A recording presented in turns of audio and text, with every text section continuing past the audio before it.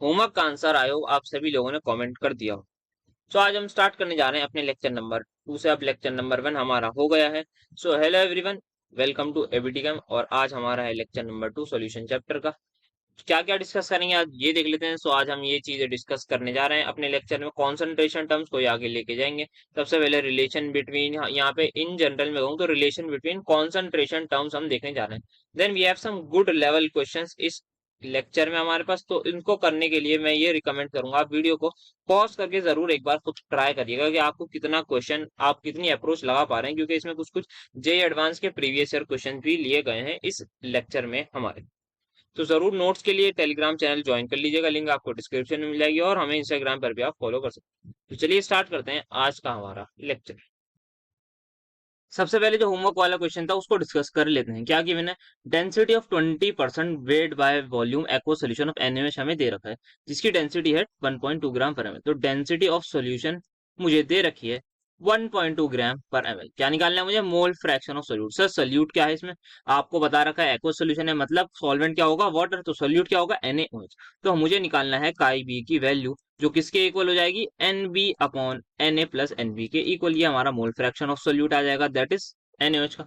अब डेंसिटी दी हुई और देखते हैं क्या गिवन है। 20% W/V दे रखा है, मतलब स्ट्रेंथ हमें दे रखी है। क्या इसका मतलब होता है? सर इसका मतलब होता है 20 ग्राम ऑफ सोल्यूट, जो कि इस केस में क्या है? NaOH इज प्रेजेंट इन कितने? सर ये हो जाएगा आपका वॉल्यूम है नीचे, तो ये हो जाएगा 100 ml ऑफ सोल्यूशन।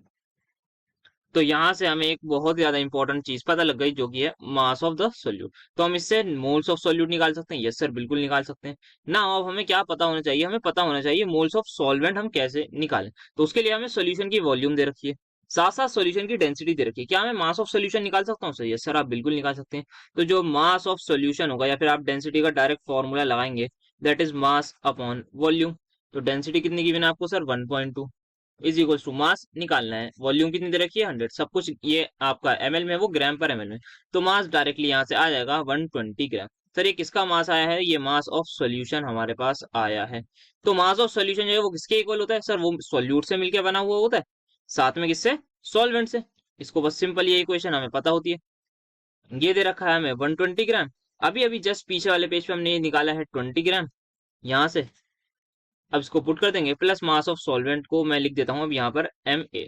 तो मुझे जो मास ऑफ सॉल्वेंट मिल रहा है वो मिल रहा है 100 ग्राम। तो मुझे अब मास ऑफ सॉल्वेंट भी मिल गया, मुझे मास ऑफ सॉल्यूट भी मिल गया। तो अब मैं सिंपली मोल फ्रैक्शन अपना निकाल सकता हूँ। तो उसकी वैल्यूज मैं यहीं पर पुट कर देता हूँ। तो काय भी मुझे निकालना है, that is NB। Moles of solute क्या हो जाएंगे sir? Given weight. Given weight क्या है? 20। Molecular weight of NaOH is 40 upon, अब यहाँ पे किसका वो रखना होगा? सर यहाँ पे वाटर का रखना होगा। वाटर का गिवन वेट है, निकाल लिया हमने 100। सर कहाँ से निकाला? यहाँ पे आप देख सकते हैं, ये हमने 100 निकाल लिया है इस इक्वेशन से। अब डिवाइड किससे करूंगा? इसके मोलर मास से। वाटर का मोलर मास भी ऑल नो 80 प्लस ऊपर इसी का आएगा। तो यही हमारे पास मोल फ्रैक्शन आएगा। इसको आप इजीली कैलकुलेट करके अपना आंसर जरूर मार्क कर दीजिए। हम बढ़ते हैं अब आज के अपने टॉपिक की तरफ, जिसका नाम है रिलेशन बिटवीन कॉन्सेंट्रेशन टर्म। अब जो हमने कॉन्सेंट्रेशन टर्म पढ़ी है, मोलैरिटी, मोलैलिटी, मोल फ्रैक्शन, साथ में आप डेंसिटी भी कह सकते हैं, क्या इन सबके बीच में आपस में कोई रिलेशन होता है? मतलब अगर एक गिवन होता है हम उससे दूसरी निकाल सके, उसका अगर हमें एक डायरेक्ट फॉर्मूला मिल जाए तो हम उसको, उनमें इजी होगी हमें क्वेश्चंस को टैकल करने में। वैसे हम अपना प्रिमिटिव मेथड से भी जा सकते हैं, जो ट्रेडिशनल मेथड है, आराम से। बट हमें फॉर्मूले पता होंगे तो हम अपने एग्जाम में टाइम बचा पाएंगे। तो सबसे पहला जो रिलेशन आता है वो रिलेशन बिटवीन परसेंटेज बाय मास का आता है, with molarity and density of solution के साथ आता है। तो जो मोलैरिटी है वो मैं आपको एक फॉर्मूला लिखने जा रहा हूँ, वो इक्वल होती है परसेंटेज बाय मास मुझे गिवन हो, multiply by 10 into density of solution in gram per ml। इस बात का ध्यान रखना है सॉल्यूट की नहीं हो डेंसिटी, सिर्फ और सॉल्यूशन की, और ग्राम पर ml में हो, और divided by molecular mass of solute. So MB क्या है यहाँ पर? आप कह देंगे मोलर मास ऑफ सोल्यूट। तो ये मेरा एक सिंपल सा फॉर्मूला है, जिसको मैं अभी आपको अप्लाई करके दिखाऊंगा। तो क्या फॉर्मूला है हमारा? फॉर्मूला ये है कि जो मोलैरिटी है वो किसके इक्वल होती है? परसेंटेज बाय मास हमें गिवन हो, उसको आप 10 से मल्टीप्लाई कर दीजिए। साथ में डेंसिटी ऑफ सोल्यूशन अगर इन ग्राम पर ml में, तो उसको भी मल्टीप्लाई करेंगे, एंड देन डिवाइड कर देंगे मॉलिक्यूलर मास ऑफ सोल्यूट से। आइए इस बेसिक से फॉर्मूले को अप्लाई करके देखते हैं। तो फर्स्ट क्वेश्चन जो जेई मेंस 2020 में आया था, इसमें हम इसको अप्लाई करते हैं। इसमें बतानी है मोलैरिटी ऑफ HNO3 बतानी है। चाइना सैंपल जिसकी डेंसिटी दे रखी है, इसकी दे रखी है 1.4 ग्राम पर ml, और परसेंटेज, मास परसेंटेज मतलब परसेंटेज मास ऑफ HNO3 हमें दे रखा है 63%। क्या मैं यहाँ पे ये वाला फॉर्मूला लगा सकूं? Yes sir. आपको क्या निकालनी है? मोलैरिटी। यहाँ इन्होंने क्या रखा है? मोलैरिटी निकाली। ठीक है, इसने निकालनी। परसेंटेज बाय मास हमें पता है 10, हमें पता है क्या होता है? 10 ही होता है। डेंसिटी ऑफ सॉल्यूशन पता है। अब molecular mass of solute, that is solute, इस केस में क्या है सर? HNO3। उसका मास कैसे निकालेंगे? हाइड्रोजन का 1 प्लस यहाँ पे 3 ऑक्सीजन है तो 3 इंटू 16 दैट इज 48 हो जाएगा, प्लस नाइट्रोजन के लिए आई एड 14, तो यहाँ पे ये आ जाएगा 63 ग्राम। तो यहाँ पे मोलर मास भी आ गया, पर मोल आता है वैसे, ये इसकी यूनिट होती है। तो ये मेरा मोलर मास ही आ गया। तो क्या करना है मुझे? सिंपल फॉर्मूला लगाना है। Molarity is equal to percentage by mass 63 into 10 into density of solution, ये yes sir density of solution ये दैट इज 1.4, और ग्राम पर ml में ये डिवाइड किससे करूंगा? मैं 63 से कर दूंगा। अब यहाँ पर ये मेरा 63 से 63 कैंसिल हो जाएगा, और फाइनली जो आंसर आ जाएगा वो 14 मोलर आ जाएगा। सो मोलैरिटी मेरी इस केस में आ रही है 14 मोलर। जेई मेंस 2020 में ये क्वेश्चन आया हुआ था। कितनी इजीली हमने कर लिया, अदरवाइज हमें बहुत ज्यादा लंबे मेथड से जाना पड़ता। पहले हम क्या करते, इसको 63 ग्राम इन 100 ग्राम उसमें लिखते, हमें ये 63 पता लग गया, फिर इसके अब यहाँ से मोल्स निकालते। हम मोल्स निकालने के बाद हमें जैसे 100 ग्राम हमें दे रखी होती क्या?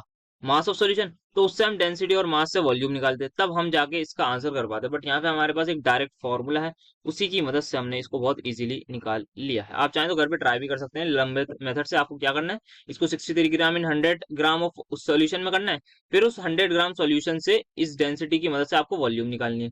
देन आप जो है, आपके पास 63 ग्राम मास ऑफ सोल्यूट भी है और वॉल्यूम भी है, तब आप इसको भी कैलकुलेट कर सकते हैं। हम बढ़ते हैं अपने नेक्स्ट क्वेश्चन की तरफ, जो कि एम्स 2001 में था सर। एम्स 2001 ये तो हमें पता ही।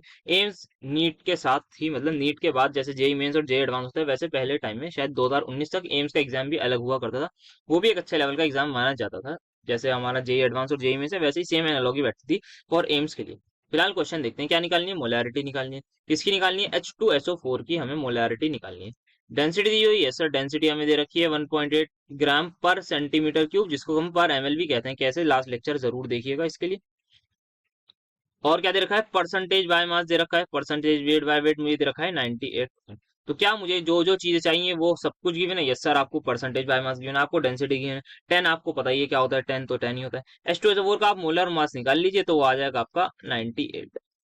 ये इसका आ जाएगा 32 64, एंड देन इसमें भी हम डिवाइड करेंगे 92 प्लस ये। ठीक है, तो अब मैं क्या करूंगा, फॉर्मूला पुट करने जा रहा हूँ, that is percentage by mass into 10 into density divided by आपका मोलर मास। तो ये मेरी इक्वेशन बन गई है।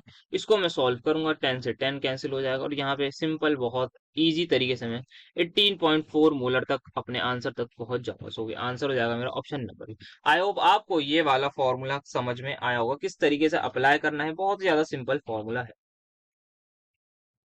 सो अब देखते हैं हमारे नेक्स्ट कुछ रिलेशन। तो यहाँ पे लिखा हुआ है हेडिंग में, relation between molarity and mole fraction.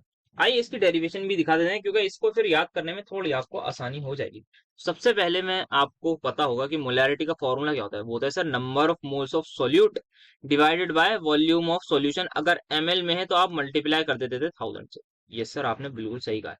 हमें क्या बताना है सर? हमें बताना है रिलेशन बिटवीन मोल फ्रैक्शन। ठीक है, तो मोल फ्रैक्शन कैसे लें? तो क्या आप सभी को पता है रेशियो ऑफ मोल फ्रैक्शन के बारे में? सर, तो मैं यहाँ क्या कर रहा हूँ, मोल्स ऑफ सॉल्यूट से सॉल्वेंट से मल्टीप्लाई डिवाइड कर रहा हूँ। बस इस इक्वेशन को मैंने सिर्फ और सिर्फ ये करा है। यस सर, आपने कर दिया। अब इससे क्या फायदा होगा? इससे ये फायदा होगा कि ये NB/N आपका वो दिख रहा है। यस सर, हमें पता है जो मोल्स का रेशियो होता है वो किसके इक्वल होता है सर? वो मोल फ्रैक्शन के इक्वल होता है। सर कैसे बताइए? हमने नेक्स्ट वो सॉरी प्रीवियस लेक्चर में ही देख रखा है। तो यस सर, अब बात समझ में आ गई। तो यहाँ पे मैं NB/Na की जगह क्या पुट कर सकता हूँ सर? आप पुट कर सकते हैं काई बी अपॉन काई। सो काई B upon chi A into 1000, अगर मेरे पास ml में है, साथ में into number of moles of A. Sir number of moles of A मतलब आप बेटा वही सीधा था सॉल्वेंट के हमारे moles, into volume of solution in ml। तो ये मेरा एक रिलेशन आ रहा है between molarity and mole fraction. तो और तो आपको आई होप समझ में आएगा, बहुत सीधा सा है, बस आपको इसकी डेरिवेशन भी याद हो जाएगी, तो इजी। नेक्स्ट देख लेते हैं एक relation between molality and mole fraction. Sir molality का फॉर्मूला क्या होता है? वो होता है नंबर ऑफ मोल्स ऑफ आपका solute divided bye weight of solvent. अगर ये ग्राम में है तो मल्टीप्लाई कर देते थे हम 1000 से। यस सर, आपने बिल्कुल सही कहा। अब यहाँ एक बहुत ही ज्यादा सिंपल चीज मैं करने जा रहा हूँ। मुझे क्या बनाना है सर? आपको मोल्स बनाने हैं, आपको मोल का रेशियो चाहिए, क्योंकि मोल फ्रैक्शन तक बात पहुंचानी है। तो यहाँ पे मैं इसके मॉलिक्यूलर मास से डिवाइड कर रहा हूँ। तो मॉलिक्यूलर मास ऑफ सोल्यूट से मैंने डिवाइड कर दिया, साथ में मैंने मल्टीप्लाई भी कर दिया यहाँ पर। यस सर, आपने कर दिया। अब ये जो एंटिटी यहाँ पे आपको दिख रही होगी, ये क्या बन जाएगी सर? ये तो आपका नंबर ऑफ मोल्स बन गया। किसके? Number of moles of solute या सॉल्वेंट? सर सॉल्वेंट के बनेंगे। तो यहाँ पे ये जो बन रहा है ये NB अपॉन Na बन गया। Yes sir, in 2000 as it is रहेगा, और साथ में इंटू मोलिकुलर मास ऑफ, वो भी ऐसा ही रहेगा सॉल्वेंट का। तो अगेन हम देख पा रहे हैं ये जो हमारी NB अपॉन Na ये किसके इक्वल होता है? काई B upon chi A. And finally we have got our formula as molality is equal to chi B upon chi A into 1000 divided by molecular mass of A. और ये उस previous फॉर्मूले से ज्यादा इंपॉर्टेंट फॉर्मूला बन जाता है हमारे लिए, तो इसको जरूर ध्यान में रखिएगा। ये इंपॉर्टेंट बन जाता है काफी, लास्ट वाले फॉर्मूले से ज्यादा इंपॉर्टेंट ये फॉर्मूला है।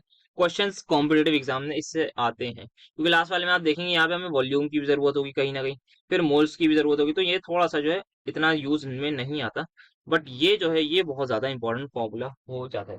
तो आई होप ये बेसिक फॉर्मूले आपको समझ में आए होंगे।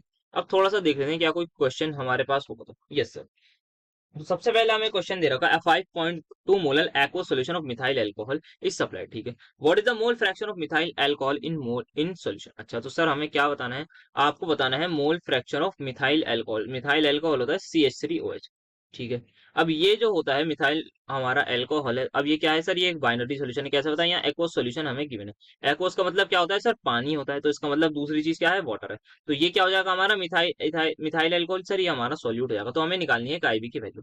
क्या गिवन है सर? मोलैलिटी आपको गिवन है सिर्फ और सिर्फ 5.2 मोलर। ठीक, अभी अभी हमने रिलेशन पढ़ा है। यस सर, पढ़ा है। क्या रिलेशन कहता है? Molality is equal to chi B upon काई है into 1000 divided by what? Divide by molar mass of solute, sorry solvent. तो सॉल्वेंट का हमें मोलर मास पता है। यस सर, हमें पानी का मोलर मास पता है। क्या होता है सर? Ma हमारे पास हो जाएगा 18। सर काई हमें क्या निकालना है? सर हमें काई बी निकालना है, तो हमें काई ए का काम नहीं है। तो काई ए को क्या मैं लिख सकता हूँ? 1 minus chi B. Yes sir, बिल्कुल, क्योंकि लास्ट लेक्चर में ही हमने ये पढ़ा है कि जो मोल्स फ्रैक्शन का सम होता है वो होता है 1 के equal in a binary solution. Yes sir, ये भी हम कर सकते हैं। तो आइए करते हैं। तो यहाँ पे मैं लिखने जा रहा हूँ सबसे पहले 5.2 किसके इक्वल हो जाएगा सर? ये इक्वल हो जाएगा आपका काई बी। थोड़ा सा एक सेकंड। अब 5.2 मेरा इक्वल हो जाएगा chi B upon 1 minus chi B, क्योंकि मैं यहाँ वैल्यूज पुट कर रहा हूँ, in 2000 will remain as it is divide by molar mass of solvent, जो कि हो जाएगा 18। तो यहाँ पर तक मुझे अभी तक यहाँ तक मैं पहुंच चुका हूँ। तो अब यहाँ पर काई B upon 1 minus chi B की वैल्यू जो कुछ आ रही है वो आ रही है मेरे पास 18 इंटू 5.2 डिवाइड बाय 1000, और जो कि ये इक्वल हो जाएगी 0 पॉइंट, आप इसको आराम से कैलकुलेट कर सकते हैं 18 टू करके। तो 18 टू 36 का 6 यहाँ से लग जाएगा 3, तो 936 आ जाएगा। तो 0.0936, यहाँ पे जब मैं 1000 को भी एडजस्ट कर दूंगा जीरो पीछे आ जाएंगे, वरना 93.6 आ रहा है तो 3 जीरो में पीछे ले आया है। अब क्रॉस मल्टीप्लाई कर देंगे। यस सर, बिल्कुल कर देंगे। सो क्रॉस मल्टीप्लाई जब मैं करूंगा तो काई भी मेरा जो इक्वल आ रहा है वो आ रहा है 0.0936 माइनस 0. हाँ 0.936 का IV के इक्वल। यस सर, अभी इधर जाके ऐड हो जाएगा तो आ जाएगा 1.0936 का IV इज इक्वल्स टू 0.0936। अभी तक यही आ रहा है? यस सर, अभी तक तो यही आ रहा है। अब नेक्स्ट पेज पे मुझे निकालनी है का IV की वैल्यू, तो का IV की वैल्यू मेरी आ जाएगी 0.0936 डिवाइडेड बाय 1.0936। यही है? यस सर, यही है। सर आप इसको डिवाइड करेंगे? नहीं बेटा, डिवाइड करने की क्या जरूरत है, ऑप्शन से चलते हैं ना। अब हमें पहला ऑप्शन क्या दे रखा है? 0.1, 0.19, 0. तो ये काफी ऑप्शन दूर दूर है हमारे पास। अब यहाँ पे आप देखेंगे जो भी डिनोमिनेटर में क्या है सर? डिनोमिनेटर में एक चीज ऐसी है जो 1 से थोड़ी सी बड़ी है। अगर ये 1 से थोड़ी सी बड़ी है तो मतलब जो हमारा ओवरऑल आंसर आएगा वो इससे छोटा आएगा। मतलब 0.936 से जो भी छोटा आंसर होगा, या फिर मैं कहूँ जो भी क्लोजेस्ट उसके होगा वो होगा, क्योंकि 1 से थोड़ा सा ही बड़ा है। तो अगर 1 से हल्का सा बड़ा है तो इससे हल्का सा जो छोटा नंबर है वही आंसर आएगा। तो मेरे पास अप्रोक्सीमेटली जो आंसर आएगा वो 0.09 के आसपास आना चाहिए। अभी तक मेरी कैलकुलेशन कॉमन सेंस वाली यही कहती है। आइए देखते हैं। तो 0.1 तो आने से रहा, क्योंकि मेरे पास जो आंसर आएगा वो 0.09 के आसपास चाहिए। तो 0.1 तो मतलब काफी ज्यादा आगे हो जाएगा। देन 0.19 नहीं है तो और भी ज्यादा आगे हो जाएगा। 0.086, यस सर, ये काफी ज्यादा क्लोज है। और ये मेरे पास फिर अगेन दूर है। तो मेरे पास जो भी अभी तक मेरी जो कैलकुलेशन ने कहा है वो ये नहीं होगा, ये नहीं होगा, ये नहीं होगा। 0.086 बिल्कुल मेरा आंसर हो सकता है। तो इस तरीके से यहाँ पे अप्रोक्सीमेट कैलकुलेशन हमने लगाई है और उससे आंसर करा है। तो इस चीज का भी ध्यान रखना है कि कैलकुलेशन तो लंबी जाएगी पर उसमें इतना टाइम नहीं लगाना कि बहुत एग्जैक्ट कैलकुलेशन में लग जाए। सो आई होप आपको ये चीज समझ में आई। हम बढ़ते हैं नेक्स्ट क्वेश्चन की तरफ, जो कि अगेन जेई मेंस 2019 का था। लास्ट वाला जो क्वेश्चन था वो AI ट्रिपल ई लिखा हुआ होगा, जिसको पहले जेई पुराना जेई मेंस था उसका नाम अलग था बस। सो यहाँ पे आया था mole fraction of a solvent in aqueous solution, हमें दे रखा है, ठीक है। क्या बतानी है इस बार? सर इस बार मोलैलिटी बतानी है। अच्छा, तो आपको दे रखा है mole fraction of solute, solvent क्या होता है, 0 A होता है, तो इसको 0.8 मोलैलिटी आपको बतानी है। क्या आप सिंपली यहाँ से mole fraction of solvent solute निकाल सकते हैं? यस सर, 1 - 0.8 करके, जो कि आ जाएगा 0.2। क्या आपको मोलैलिटी का फॉर्मूला बताइए? सर पता है इन टर्म्स ऑफ, आपको इसके टर्म्स में ही पता है, that is chi B upon chi A into 1000 divided by molar mass of आपका आ जाएगा सॉल्वेंट, जो कि क्या है इस केस में एक्वस है, तो एक्वस मतलब पानी है, तो आपका आ जाएगा 18 यहाँ। तो इसको अब हम कैंसिल करना शुरू कर देते हैं, तो ये 1 ये आ जाएगा 4, यहाँ पे ये 4 1 ये आ जाएगा 250। तो जो मेरे पास आंसर आ रहा है वो आ रहा है 250 डिवाइड बाई 18। इसको मैं फर्दर कैंसिल करूँ 2 से, तो 9 ये आ जाएगा 125। तो अब इसको 9 के टेबल से करूंगा तो 9 1 देन 9 3 आ जाएगा आपका, 9 1 ये आ जाएगा 135।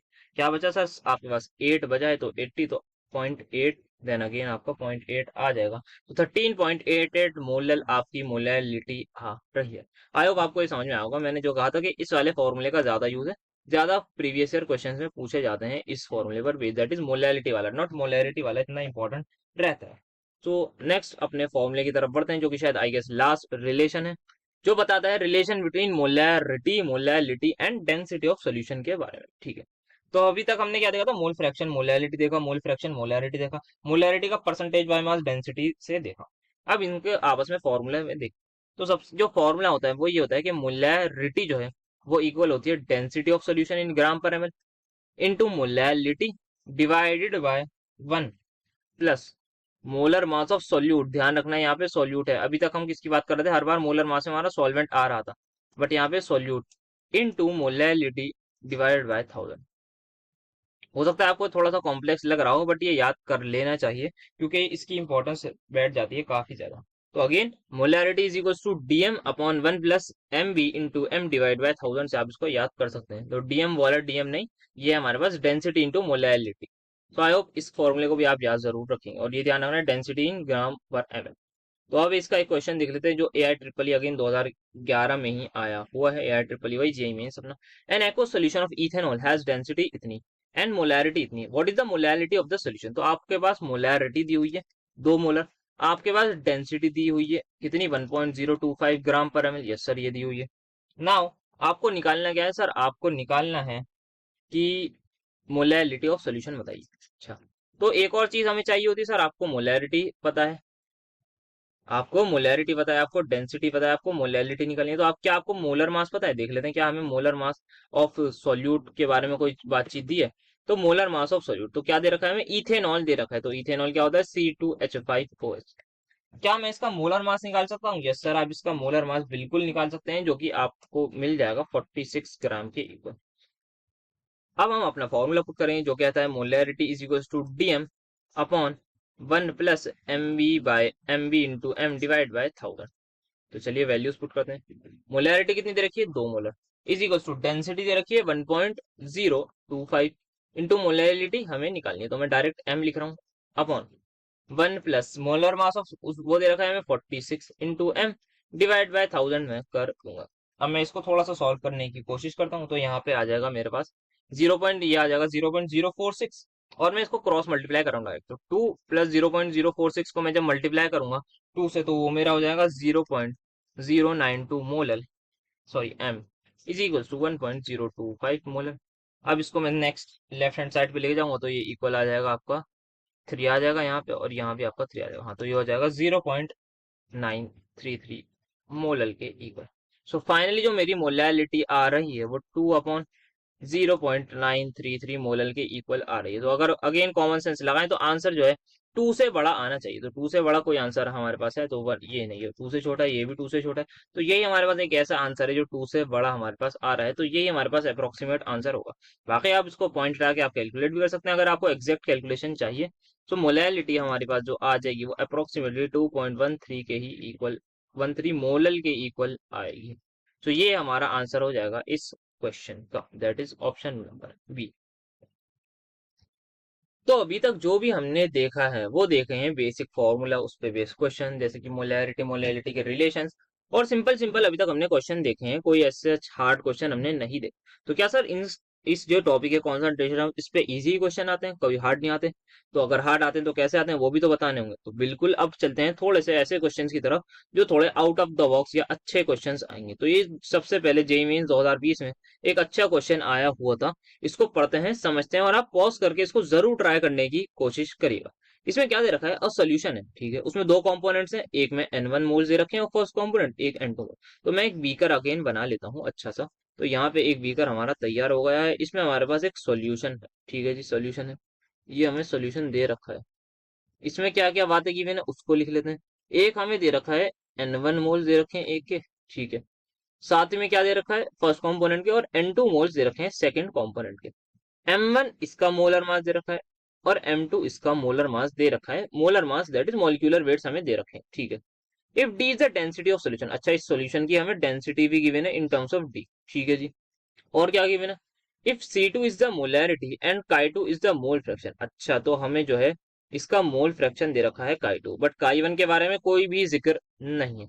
और C2 क्या है, इसकी मोलैरिटी है, तो C2 इसकी मोलैरिटी है। हमें बताना है C2 कैसे हम लिख सकते हैं। तो ये क्वेश्चन जो है बहुत ज्यादा मैथमेटिकल बेस्ड है, कोई मतलब इसमें हार्ड इतना कंसेप्ट नहीं लगा है, सिंपल हमें C2 निकालना है। सर C2 क्या है, मोलैरिटी किसकी, सेकंड की, अच्छा ठीक है। वो किसके इक्वल होगी सर, वो इक्वल होगी नंबर ऑफ मोल्स इसके, आप जैसे ही डिवाइड कर देंगे वॉल्यूम ऑफ सॉल्यूशन से।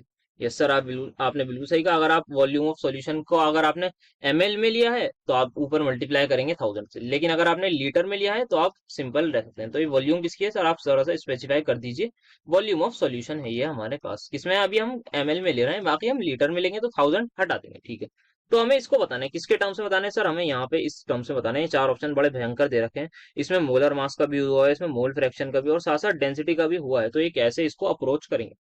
तो हमें वॉल्यूम का कोई जिक्र है, नो सर, वॉल्यूम का कोई भी हमें जिक्र नहीं दे रखा, बट डेंसिटी ऑफ सॉल्यूशन दे रखा है। तो डेंसिटी ऑफ सॉल्यूशन से क्या कुछ बात बन सकती है सर, डेंसिटी ऑफ सॉल्यूशन जो है वो हमें दे रखी है, वो किसकी इक्वल होगी सर, वो होगी mass of solution divide by volume of solution, yes sir. तो यहाँ से क्या मैं वॉल्यूम ऑफ सॉल्यूशन निकाल सकता हूँ, yes sir, volume of solution जो है वो आ जाएगी आपके मास ऑफ सॉल्यूशन के बराबर divide by density of solution, हाँ सर। बट क्या आपको मास ऑफ सॉल्यूशन की भी नहीं है सर, ये भी एक प्रॉब्लम है। तो आइए थोड़ा सा मास ऑफ सॉल्यूशन की तरफ चलते हैं। तो मास ऑफ सॉल्यूशन जो है वो किसके इक्वल होगा सर, वो इक्वल होगा मास जो है वो फर्स्ट का। सर मास को आप जो है ना यहाँ M1 M2 से हम कंफ्यूज हो जाएंगे, तो आप मास को जो है ना W ले लीजिए। तो वेट ऑफ जो सॉल्यूशन है, मोलर वेट की बात नहीं कर रहे, वेट ऑफ सॉल्यूशन है वो किसके इक्वल होगा सर, वो वेट 1 का प्लस वेट 2 का, इसी के तो इक्वल होगा। आपको कितने कंपोनेंट्स रखे हैं सर, दो कंपोनेंट दे रखे हैं, दोनों के मोल्स के बारे में बता रखा है, दोनों के मोलर मास के बारे में बता रखा है।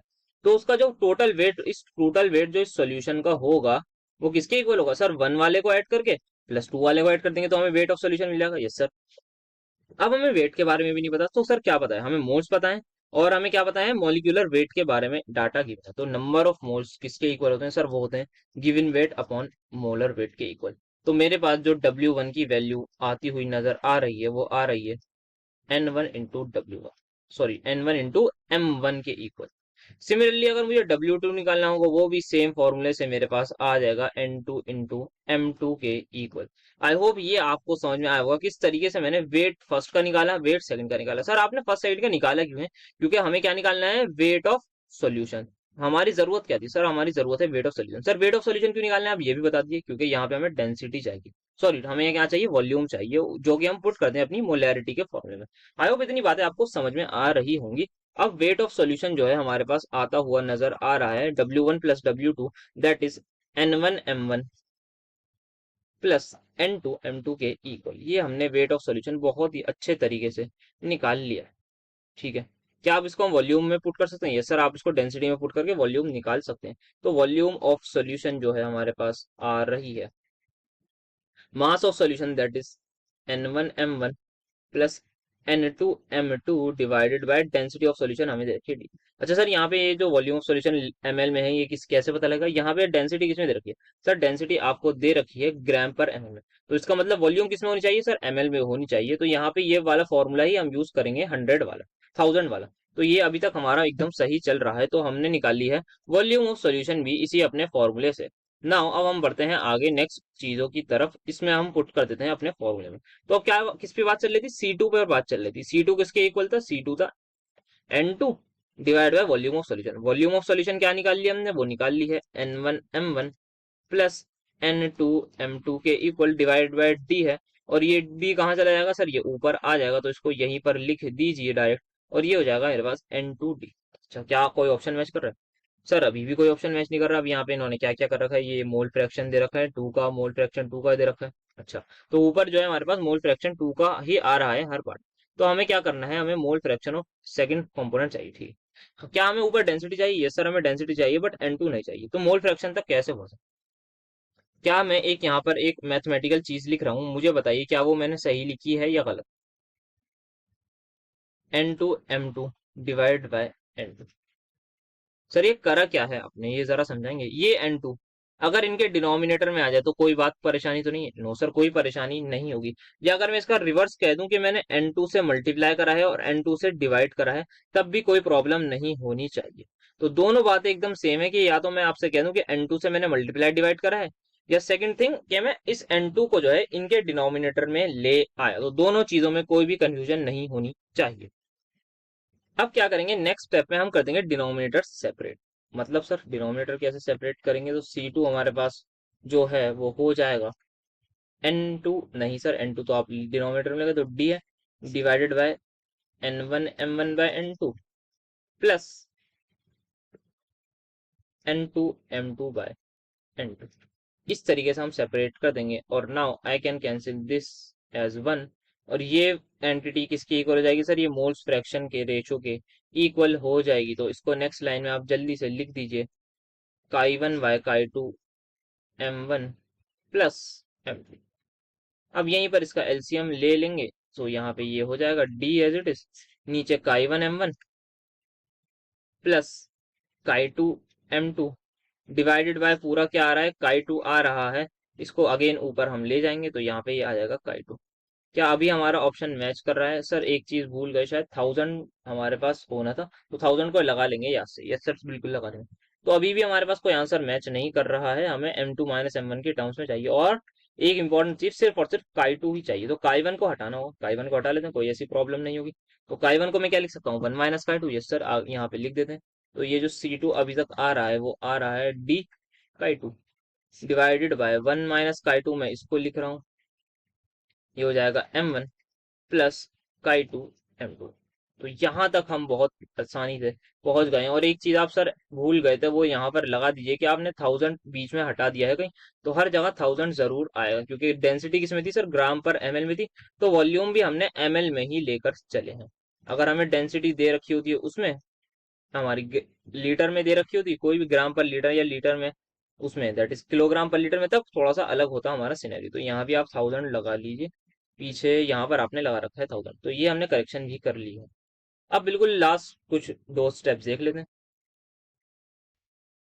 C2 किसके बराबर बैठ रहा है? ये बैठ रहा है 1000 D Chi2 डिवाइडेड बाय ये 1 माइनस, इसकी यहाँ पे आ जाएगा M1 माइनस M1 Chi2, ये मल्टीप्लाई बेसिक डिवाइड, तो ये सभी को आता होगा। और यहाँ पे आ जाएगा M2 Chi2। सही है? यस सर सही है, ठीक है। अब इसको आप कॉमन दिख रहा है कुछ? यस सर, नीचे हमें एक चीज कॉमन दिख रही है, उसको हम कॉमन लेके अपने आंसर तक बहुत इजीली पहुंच जाएंगे। M1 ऐसे ही रहेगा, आप प्लस लेंगे कॉमन, माइनस ऑप्शन में देख लेते हैं। सर ऑप्शन में सब जगह प्लस कॉमन है, तो प्लस Chi2 ले लेते हैं कॉमन। तो यहाँ पे हमने ले लिया प्लस Chi2 कॉमन, तो क्या आ जाएगा यहाँ पे? M2 will remain as it is minus M1 is going to be my answer of C2। तो कितना मैथमेटिकल ये क्वेश्चन था, वाकई बहुत ज्यादा लेंदी भी नहीं है, समझाने में ज्यादा टाइम लगा है, इतना लेंदी नहीं है जितना ज्यादा हमारा हो गया। अराउंड 10 मिनट इसी क्वेश्चन पे गए हैं। सीधा सा मैथमेटिकल क्वेश्चन है, कोई बहुत ज्यादा इसमें समझने की चीज नहीं है, सिर्फ वैल्यूज पुट करते जाना है। और ये हमारा आंसर क्या आ रहा है, 1000 डी का 2000 डी का 2000, ये वाला ऑप्शन लग रहा है मुझे, m1 + m2। हाँ, तो यही हमारे पास आंसर हमारे पास आ जाएगा। आई होप आपको ये क्वेश्चन समझ में आया होगा। तो इसी के साथ अब देखते हैं थोड़ा और नेक्स्ट लेवल क्वेश्चन, जो कि कहाँ पर आया हुआ है सर, जेई एडवांस 2019 में ये क्वेश्चन आया हुआ है। तो क्या है क्वेश्चन में, the mole fraction of urea in an aqueous urea solution containing 900 gram of water. अच्छा, हमें एक्वस सॉल्यूशन दे रखा है यूरिया का, उसमें मोल फ्रैक्शन यूरिया के दे रखे हैं। सर यूरिया क्या होगा, फिर यूरिया हमारा सॉल्यूट होगा जिसकी वैल्यू हमें दे रखी है। सर क्या आंख बंद करके आप मोल फ्रैक्शन उस वो निकाल सकते हैं सॉल्वेंट, जैसे वाटर के निकाल सकते हैं, दैट इज 1 माइनस इसको करेंगे तो 0.95 आ जाएगा मेरे पास। ठीक, और क्या गिवन है सर, आपको गिवन है weight of water, that is 900 gram given. साथ साथ if the density of solution is 1.2, अच्छा डेंसिटी आपको दे रखी है 1.2 ग्राम पर सेंटीमीटर क्यूब या फिर ग्राम पर ml, दोनों बातें सेम होती हैं। क्या बताना है, बतानी है आपको मोलैरिटी ऑफ दिस सॉल्यूशन, तो बतानी है मोलैरिटी। क्या मोलैरिटी और मोल फ्रैक्शन वाले फॉर्मूले से हम ये निकाल सकते हैं। सर फॉर्मूला क्या था, वो था काई B upon chi A into 1000 divide by volume of solution. तो क्या मैं यहाँ पे वॉल्यूम ऑफ सॉल्यूशन ऐसे निकाल सकता हूँ, नहीं सर, डेंसिटी तो पता है आपको, लेकिन आपको वेट वाटर का दे रखा है, तो आप ऐसे नहीं लगा सकते। तो और क्या कर सकते हैं हम, तो हमें पहले तो क्या निकालनी है, मोलैरिटी निकालनी है। क्या मैं यहाँ पे मोलैरिटी और मोलैलिटी का यूज कर सकता हूँ, सर मोलैलिटी तो दी ही नहीं, गिवन ही नहीं है, तो आप कैसे यूज कर सकते हैं, जरा इसको ध्यान से समझते हैं। मुझे मोलैलिटी नहीं गिवन है, क्या गिवन है मुझे, डेंसिटी गिवन है। यस सर, डेंसिटी गिवन है। क्या मुझे एमबी गिवन है, सर एमबी क्या होता है, मोलर मास ऑफ आपका यूरिया का आ जाएगा। तो मोलर मास ऑफ यूरिया क्या होता है सर, ये 60 होता है। तो अगर आप मोलैलिटी निकालेंगे तब आप यहाँ तक पहुंच सकते हैं। तो क्या मैं मोलैलिटी निकाल सकता हूँ, सर कैसे निकालेंगे, मोलैलिटी का फॉर्मूला याद कीजिए, काई B upon chi A in 1000 divided by molar mass of solvent, ये हमारा फॉर्मूला है। क्या यहाँ पे हर चीज गिवन है सर, यस सर, काई भी बाई काई है आपके पास, 1000 है आपके पास, मोलर मास ऑफ है, हमारे पास ये क्या हो जाएगा सर, ये 18 हो जाएगा। तो यस, मोलैलिटी यहाँ से निकाल सकते हैं, फिर मोलैलिटी को हम इसमें पुट करके अपने आंसर तक पहुंच सकते हैं। तो यस, इस क्वेश्चन को हम टैकल कर सकते हैं। तो आइए करते हैं, काई ये दे रखा है हमें 0.05 divide by 0.95 into 1000 divided bye 18। तो यहाँ पे इसको जल्दी से कैंसिल करेंगे, दो जीरो से, 2 पॉइंट से 2 पॉइंट हट जाएगा, तो यहाँ पे जो आएगा 1, ये आ जाएगा ये 19 आई थिंक, यस ये अप्रोक्सीमेटली 19 आएगा। तो फाइनली जो मेरे पास आ रहा है ये आ जाएगा आपका 55.55, ये तो आगे चल के याद ही हो जाएगा, अभी आप देखेंगे। एंड डिवाइड करूंगा मैं इसको 19 से, तो 55.9 55.55 डिवाइड बाय 19 आपका अप्रोक्सीमेटली 2.92 मोलल आ रहा है। तो मेरी जो मोलैलिटी आई है वो 2.9 मोलल आ गई है। अब इसको जल्दी से मोलैरिटी के फॉर्मूले में पुट करेंगे, दैट इज 2.92 इंटू आपका यहाँ पर आ जाएगा डेंसिटी कितनी दे रखी है सर, डेंसिटी आपको दे रखी है 1.2 अपॉन क्या करना है 1 प्लस एम, एम कितनी दे रखी है सर, एम आपने निकाली है 2.92 इंटू यहाँ पे आज का मोलर जो उसका दे रखा है यूरिया का वो है 60 डिवाइड बाय 1000। यहाँ तक आपको चीजें गिवन है। तो अब मैं ऐसा करता हूँ, फॉर सिंपलिसिटी इसको जल्दी से एलसीएम लेके ऊपर भेज देता हूँ 1000 को। तो मेरे पास जो सिनेरियो बन रहा है वो बन रहा है 2.92 into 1.2 into 1000 divided bye 1000 plus 60 into 2.92। तो यहाँ पे जो अब मेरे पास आ रहा है, मैं इसको 3 से 3 पॉइंट मेरे हट जाएंगे, ऊपर जो आएगा वो मेरे पास आ जाएगा 3504, और नीचे जो प्लस करके आ रहा है वो मेरे पास 1000 को मुझे प्लस करना होगा, 170.4 आ रहा है, तो यहाँ पे आ जाएगा 1170.4। तो आप आपको कैलकुलेट कर सकते हैं यहाँ पे, मतलब इतनी एग्जैक्ट कैलकुलेशन नहीं लगेगी, वो ये अप्रोक्सीमेटली आपका 3 के इक्वल आ जाएगा, क्योंकि आप जब इसको 1170 को 3 से मल्टीप्लाई करेंगे तो ये आपका 3 मोलर के आसपास आ जाएगा। ये आपका 1170 जब आप 3 से करेंगे ना तो ये आएगा आपका 3510 के आसपास आएगा। तो इसी के आसपास आएगा, तो बल्कि इससे थोड़ा सा छोटा हो जाएगा, तो आप 3 मोलर नहीं तो आप 2.99 मोलर कर सकते हैं। तो मोलैरिटी जो आ रही है फाइनली वो अप्रोक्सीमेटली आपकी 2.99 मोलर या फिर 3 मोलर के इक्वल आ रही है। सो यहाँ पे ये क्वेश्चन काफी अच्छा था, ये हमारा जेई एडवांस में आया हुआ क्वेश्चन था। जो मोलैरिटी हमारे पास आ रही है वो आप कह सकते हैं 3 मोलर के इक्वल आ रही है। तो इसमें क्या हुआ, इसमें हमने दो फॉर्मूलाज अपने यूज करने पड़े हैं जो हमने देखे थे, एक तो ये वाला फॉर्मूला और एक हमारे पास ये दो फॉर्मूले हमें लगाए। पिछले क्वेश्चन में हमें एक ही उससे काम हो रहा था, लेकिन इस क्वेश्चन में नहीं हुआ ऐसा। तो फिलहाल अब हम देखते हैं अपना नेक्स्ट क्वेश्चन क्या दे। अच्छा, तो नेक्स्ट क्वेश्चन हमारे पास अगेन जे एडवांस 2016 का है, इस क्वेश्चन को समझते हैं। यहाँ पे हमें दे रखा है mole fraction of a solute in a solution. अच्छा, सोल्यूट का हमें मोल फ्रैक्शन दे रखा है, तो आंख बंद करके काई भी लिख देंगे हम 0.1 और काई ए हम लिख देते हैं इसी से निकाल के फॉरन 0.9। यस सर, ऐसा ही करते हैं। अच्छा, at 298 kelvin molarity of this solution is same as molarity. अच्छा, तो जो मोलैरिटी है एट पर्टिकुलर टेम्परेचर वो मोलैरिटी के इक्वल है। ठीक है। डेंसिटी ऑफ सॉल्यूशन आपको दे रखी है, आपको बताना है रेशियो ऑफ मॉलिक्यूलर वेट। अच्छा, पहले इसका यूज कर लेते हैं। तो मोलैरिटी क्या होती है सर? मोलैरिटी होती है number of moles of solute divided bye volume of solution. ठीक है। किसके इक्वल हो जाएगा सर? ये हमारे पास इक्वल हो जाएगा molarity that is number of moles divided by molar जो आ जाएगा वेट ऑफ सॉल्वेंट। तो ये हमारे पास यहाँ पर आ गया है सर। आप इसको ले लीजिए, आप अगर आप इसको एमएल में लेंगे सर, एमएल में क्यों आप दिलवा रहे हैं? क्योंकि यहाँ जो डेंसिटी है वो हमारी आपकी ग्राम पर सेंटीमीटर क्यूब में है, तो बेटर यही रहेगा एमएल में ले लो। तो मैं मल्टीप्लाई कर देता हूँ 1000 से। सिमिलरली यहाँ पे भी मैं इसको ग्राम में ही ले लेता हूँ, क्योंकि हमें ग्राम की ही बातें हम जनरली करते हैं। तो इसको अब मैं भी कर दूंगा 1000 से मल्टीप्लाई। तो यहाँ पे क्या क्या चीज कैंसिल होती हुई नजर आ रही है? मुझे नंबर ऑफ मोल्स कैंसिल होते हुए नजर आ रहा है, मुझे 1000 कैंसिल होता हुआ नजर आ रहा है, और जो फाइनली मेरे पास बच रहा है वो वॉल्यूम ऑफ सॉल्यूशन का जो भी वैल्यू होगी इन एमएल वो मेरी इक्वल हो जाएगी वेट ऑफ सॉल्वेंट के। आई होप इतनी चीजें आपको समझ में आई होगी। हमने क्या करा है? हमने सिर्फ और सिर्फ मोलैरिटी और मोलैरिटी को इक्वेट किया है, बिकॉज इन्होंने ही कह रखा था कि ये इक्वल है। नाउ हमें दे रखी है डेंसिटी ऑफ सोल्यूशन। ठीक है, तो डेंसिटी ऑफ सोल्यूशन दे रखी है। डेंसिटी ऑफ सोल्यूशन जो हमें दे रखी है वो दे रखी है 2 ग्राम पर एमएल। इसका फॉर्मूला क्या होता है सर? इसका फॉर्मूला होता है मास अपॉन वॉल्यूम। तो मास ऑफ सोल्यूशन जो होगा उसको आप लिख लीजिए डब्ल्यू सोल्यूशन से। डब्ल्यू सॉल्यूशन क्या हो जाएगी आपकी? Density, sorry, W solution upon volume of solution. और दोनों किसमें सर? एक ग्राम में होगा और एक एमएल में होगा। इज इक्वल्स टू 2 के इक्वल आ रहा है। यस सर, डेंसिटी इसकी इक्वल होती है सर, डेंसिटी होती है मास अपॉन वॉल्यूम। तो मैं इसको लिख सकता हूँ 2। तो जो वॉल्यूम ऑफ सॉल्यूशन मैं यहाँ से क्या निकाल सकता हूँ? यस सर, आप बिल्कुल निकाल सकते हैं, वो इक्वल हो जाएगी weight of solution divided by 2 को। तो यहाँ पर आप ये भी पुट कर सकते हैं कि वॉल्यूम ऑफ सॉल्यूशन की जगह अब हम वेट के टर्म्स में लिख सकते हैं। साथ में एक और चीज, क्या वेट ऑफ सॉल्यूशन को मैं एक और तरीके से लिख सकता हूँ? सर, वेट ऑफ सॉल्यूशन जो है वो क्या होता है? कुछ नहीं होता, वो सम होता है। किसका सम होता है? वेट ऑफ सॉल्वेंट का प्लस वेट ऑफ सोल्यूट का। यस सर, यही होता है। तो इसकी जगह हम यहाँ भी ये भी लिख सकते हैं कि ये किसके इक्वल हो जाएगा? W A plus W B by 2 के। बस इतनी चीजें हमें पता है। अब आइए चलते हैं इसको, इस चीज को यूज करते हैं हमारी ये जो यहाँ पे इक्वेशन है, volume of solution is equal to W. तो वॉल्यूम ऑफ सॉल्यूशन की जगह मैं क्या लिख सकता हूँ सर? आप लिख सकते हैं W A plus W B by 2। तो W A plus W B divided by 2 is equals to W A. Yes sir, यही होगा, यहाँ पर यही होगा ना? हाँ सर, यही होगा। अब इस 2 को उधर भेजेंगे तो मेरे पास डब्ल्यू बी जो है वो फाइनली इक्वल आ जाएगा डब्ल्यू के। सर, इसका जो मतलब हुआ वो ये हुआ कि जो हमारी वेट ऑफ सॉल्यूट है और वेट ऑफ सॉल्वेंट है, दोनों क्या है? इक्वल हैं। तो सर इसका मतलब रेशियो तो हमारा 1 आ जाएगा। W B upon W A कर लीजिए, या W A upon W B, ये 1 आ जाएगा। तो हमारा आंसर 1 आना चाहिए।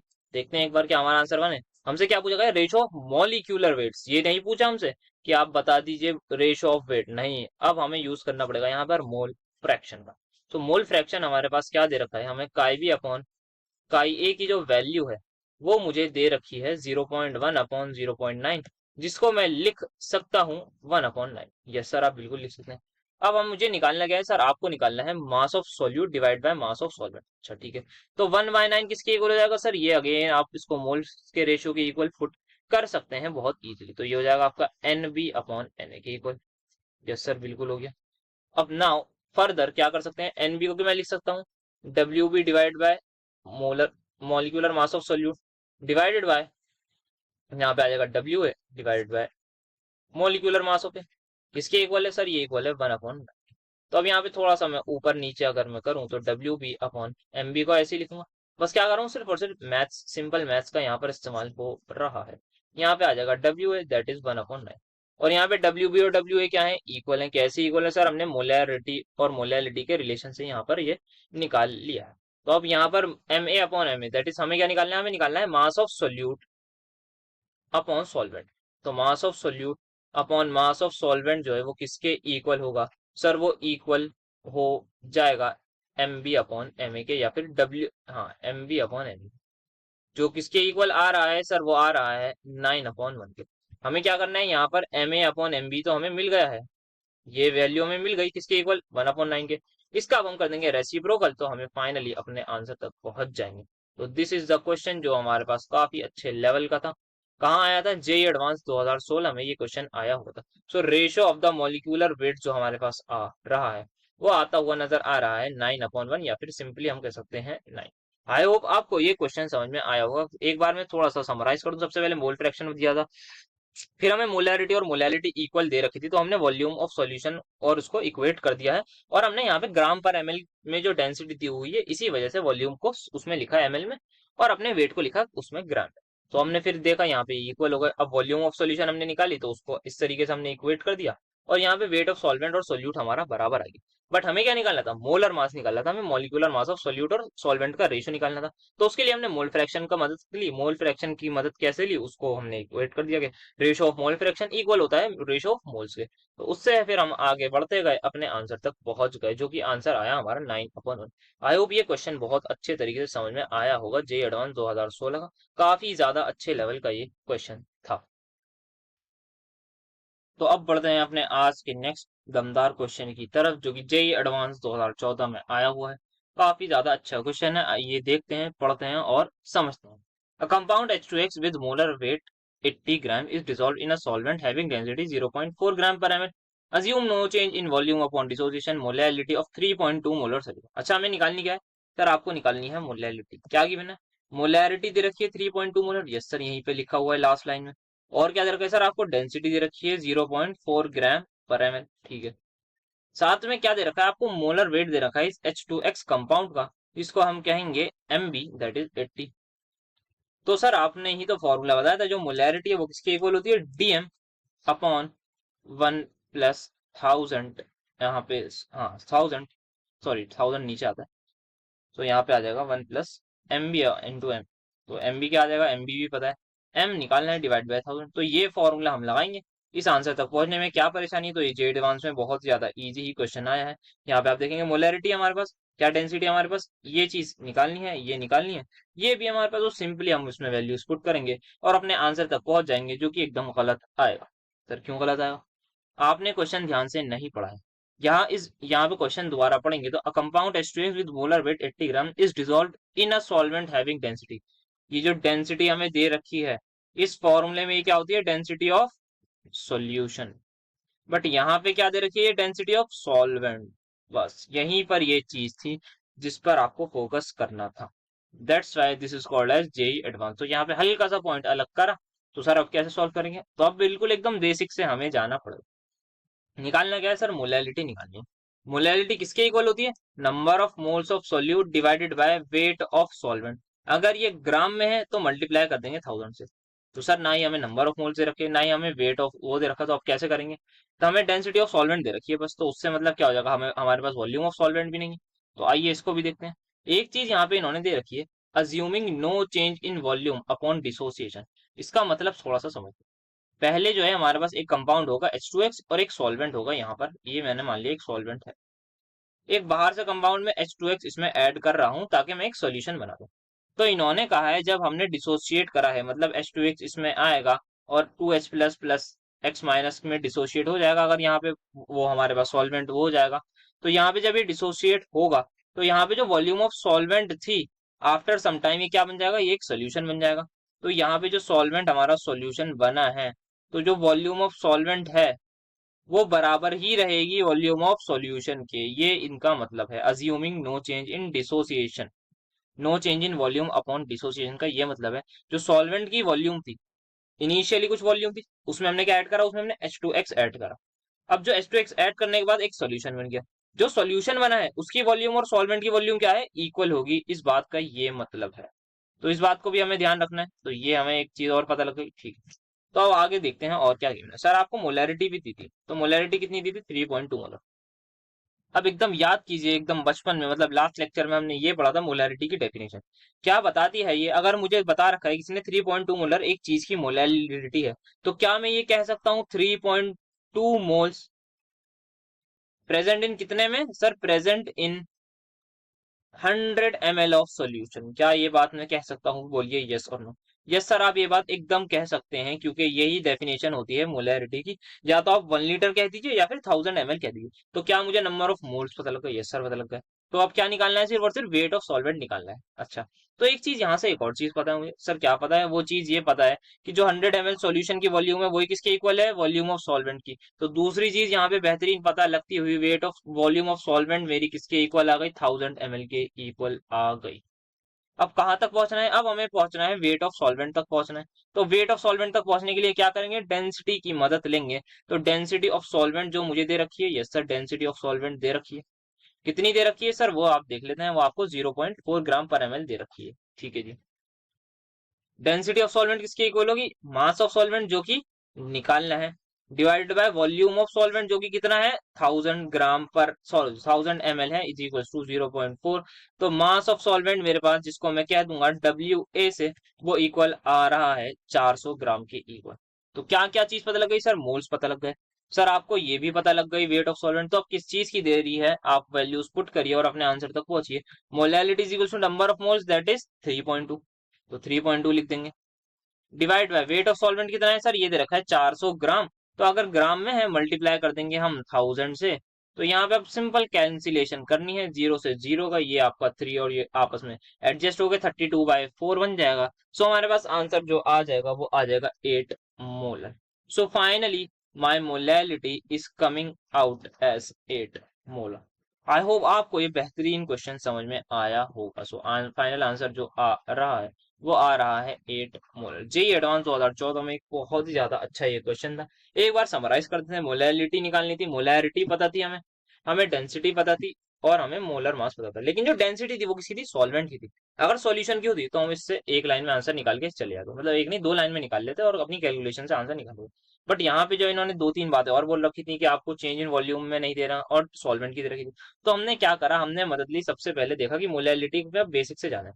तो मोलैलिटी में बेसिक से जाने के लिए हमें मोल्स और वेट ऑफ सॉल्वेंट पता होने चाहिए। तो हमने मोल्स निकाले किसकी मदद से? मोलैरिटी की मदद से। तो वो कैसे? उसकी डेफिनेशन जो कहती है। फिर हमने वॉल्यूम ऑफ सॉल्यूशन निकाली और हमने एक चीज पता थी कि volume of solvent volume of solution की इक्वल होगी। क्यों इक्वल होगी? कि नो चेंज इन डिसोसिएशन इन लोगों ने बोल रखा था। तो इससे हमें वॉल्यूम ऑफ सॉल्वेंट पता लग गई। अब वॉल्यूम ऑफ सॉल्वेंट से हम निकाल लेंगे अपना मास ऑफ सॉल्वेंट, क्योंकि हमें डेंसिटी भी गिवन थी। अब डेंसिटी हमें गिवन थी, हमने वैल्यूज पुट करी, वेट ऑफ सॉल्वेंट निकाला, एंड फाइनली अपने इस वाले फॉर्मूले में अपना आंसर पुट करके निकाल लिया है। सो आई होप आपको इस क्वेश्चन में जरूर मजा आया होगा। जरूर बताइएगा ये क्वेश्चन कैसा लगा आपको। That's it for today. आज का लेक्चर थोड़ा सा छोटा हुआ है क्योंकि अच्छे अच्छे क्वेश्चन हमने लिए थे, और आप भी वीडियो को पॉज करके क्वेश्चन को ट्राई कर रहे होंगे तो उसमें भी और ज्यादा टाइम लगा होगा। तो इतना मैं जरूर कह सकता हूँ कि आज के क्वेश्चन में मजा जरूर आया होगा। काफी ज्यादा अच्छे लेवल के सारे क्वेश्चन लिए गए। जरूर नोट्स के लिए टेलीग्राम चैनल ज्वाइन कर लिएगा और इंस्टाग्राम पर हमें फॉलो कर लिएगा। So thank you so much for attending my lecture.